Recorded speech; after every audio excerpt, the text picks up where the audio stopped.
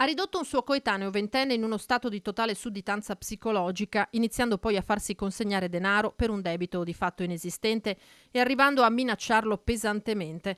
È stata la madre della vittima a spezzare questa escalation di richieste, convincendo il figlio a denunciare alla polizia ciò che stava subendo. La squadra mobile di Treviso ha arrestato un pregiudicato trevigiano, Moreno Garbin, 22 anni, con l'accusa di estorsione. Per soddisfare le sue richieste, il ragazzo, residente in città, chiedeva soldi ai genitori, era arrivato anche a rubare e rivendere i preziosi della madre. Parliamo di una somma variabile intorno ai 1000 euro circa, non è di facile quantificazione perché la vittima aveva venduto anche dei beni di famiglia per poter soddisfare le continue pretese del suo aguzzino. Alla vittima, che saltuariamente faceva uso di stupefacenti, raccontava che quei soldi potevano servire anche a toglierlo dai guai nel caso gli spacciatori fossero andati a infastidirlo.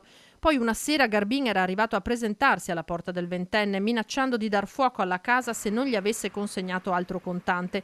Da lì la madre del giovane ha scoperto tutto. È riuscita a far capire al figlio che per uscire dallo stato di soggezione in cui era costretto dal suo aguzzino doveva collaborare con la Polizia di Stato e grazie a questa spinta psicologica il ragazzo si è rivolto con fiducia agli investigatori della squadra mobile, consentendo l'arresto del malvivente. Il consiglio degli inquirenti a chi si trova in situazioni simili è quello di rivolgersi senza esitazione alla polizia. È l'unico modo per spezzare questa catena e uscire dall'assoggettamento a cui sono sottoposte le vittime di estorsione.